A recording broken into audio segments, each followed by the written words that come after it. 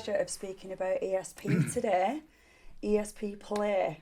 Can you tell me all about the company, what it stands for, and what you guys do? Yeah, ESP's in its 20th year now of trading, which is really good. It's a year to celebrate for us. It started in 2003. It's a company that recognised a big opportunity to use a school playground as a way to deliver some real positive improvements for young people. So promoting daily physical activity opportunities for young people, getting them involved in outdoor learning. There's a huge agenda around children that are 3 to 5 in terms of their outdoor provision and getting them out doing things like crawling, gripping, climbing, communicating, socialising, and the playground's a real way of capturing all those types of activities. Now, when you're saying playgrounds, I'm assuming you're talking about schools and places like that. Am I Yeah, right? you are right, yes. So we set up as a playground equipment manufacturer to work specifically in schools. So Okay. we came up with a concept that was designed to try and tick a lot of boxes that schools have to evidence an impact on. So healthy schools, physical activity, more recently mental health agendas, is something that schools are working daily to try and combat, improve, and the school playground is a fantastic vehicle to do that. It really is. And we started 20 years ago. It's grown and grown and grown now. Every school in the country is looking at the playground completely differently to the way they looked at it 20 years ago. So So it's tell me the difference in that then. What's happened in that time?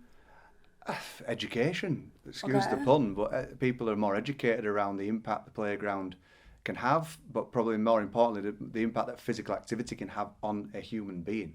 You know, the positive impact physical activity can have on the brain, that it can have on learning, you know, because children settle into the class a lot quicker if they're being physically active in the playground. So it helps teachers teach, helps kids settle and absorb information. And there's a real holistic benefit to children out playing, socialising, talking, and obviously the physical healthy benefits of being vigorously active on a daily basis. So I just think that the country is a lot more aware of the issues and are constantly looking at ways to combat them and improve them. Yeah, I think there's a lot of this what goes on, isn't there, where Huge. the Yeah. thumbs are in Yeah. fitness mode, but Yeah. that's all about it for the children, especially when they're not at school. And Yeah. you guys are coming, putting, for example, I know that you do markings on the floor, Yeah. that are actual games. Can you tell me a bit about that? Because I find that side of it quite interesting, and I don't think people are aware of it. The product you're talking about is very unique to ESP. It's something we came up with as a concept, and it's called the multi-skills zone. And it consists of 5 playground markings that we've designed specifically to improve the movement skills of children. And when I say movement skills, I'm talking basics. I'm talking balancing, kicking, catching, throwing, walking from A to B. And the reason we looked at that is because we want to improve the delivery of physical education in primary schools. Believe it or not, there are no specialist primary PE teachers. Wow. So where in a secondary school, the specialist teachers. In a primary school, you don't have that. So there's a real gap there to support primary schools in delivering high quality PE provision. When it comes to sport's the end game. It's the outcome of the physical activity. And what we're trying to do is teach PE like any teacher would teach English or maths. Start with the building blocks first. You know, a child in English wouldn't start reading Shakespeare. They'd start reading phonics. They'd start Yes. reading very basic books. And eventually they would build a vocabulary up where they were able to read more complicated books. PE, in our opinion, should be no different. Catch, kick, walk, balance, change direction. Then we'll go into small-sided games. Then we make them more competent in terms of their movement skills. And then eventually, when they go to secondary school, our objective is that they are more equipped with the vocabulary, the movement vocabulary, to be able to participate in a sports-specific environment. And that, through the multi-skill zone, has really delivered some positive evidence for us because we teach teachers how to use the multi-skill zone to get these benefits. Oh, right, now this is interesting. So you teach the actual teachers. We do. Tell me a bit more about that. So you've got the multi-skill zone, which is 5 playground markings. Now, the truth is, the playground markings are just a context to deliver what is a training program that we put into primary schools. So the playground markings are a thermoplastic product, very bright, very visual, that last 10 years. So when they're down, they're down. Now, those designs are important because it's designed to promote certain movement skills.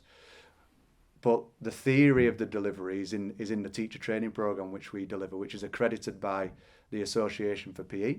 So it's a high quality training program that comes with certification. And we go into primary schools and deliver what is a 3-hour training award for teachers, PE enthusiasts, not specialists, teaching assistants, or even midday supervisors and older children acting as leaders. And we'll give them all the theory, all the lesson plans, all the activities to be able to deliver on these markings, whether that be for a formal PE lesson or whether it be for break times and lunchtime activities. So we can get them active as often as possible throughout the school day. Do schools find that the children actually do this in their own time when they're on the break and lunch? Well, that's why the playground markings come in, because what we're trying to do is take advantage of what are the 15-minute break times in the lunch, in the morning and in the afternoon, and then what would be an hour at lunch. If we put obstacles in the way, like the activity needs to be set up, it just won't get set up. So the playground markings, them being permanently there, means kids can go out, access the markings without any PE store. It doesn't need to be adult-led in any way, shape or form, because they've got the knowledge themselves from their PE lesson. So they just go out and repeat the exercises at breaks and lunches. The lesson plans in a PE lesson are very child-friendly. So one lesson, for instance, is called Sharks and Dolphins. It's a fun game that kids play. In the eyes of Ofsted, though, if they were to watch that as a lesson plan, it's a high-quality lesson. In the eyes of a child, it's just fun. The benefit of all of this, though, is every child's moving, every child's vigorously active, every child's heartbeat's going, and they're developing movement skills at the same time. So we're kind of disguising it, but kids love it. I know what you're doing. They find it fun, really fun. So what do you think is the mental health benefit to children? Because we all know fitness has to be started at a very young age or it doesn't get continued. Oh, without a doubt. I mean, if you were to capture a child's enthusiasm for physical activity when they're young, science proves, research proves that they're more likely to do it in adulthood. So if they start young and they do it through their early years, the chance of them being physically active when they're older is higher than if they weren't starting when they were young. So that's key to start with. I'm no expert when it comes to mental health, but you hear it all the time that physical activity has a huge role to play in people's mental health and well-being. You hear people like Tyson Fury talking about it all the time. He's in the gym every day, he's being physically active. So if we can get those habits injected into young children at a young age, it can only benefit it. Science suggests that, research suggests that. So the more active they can be, the better. Now, you were talking about the markings before. I'm coming back to the same product because I do have an interest in the products.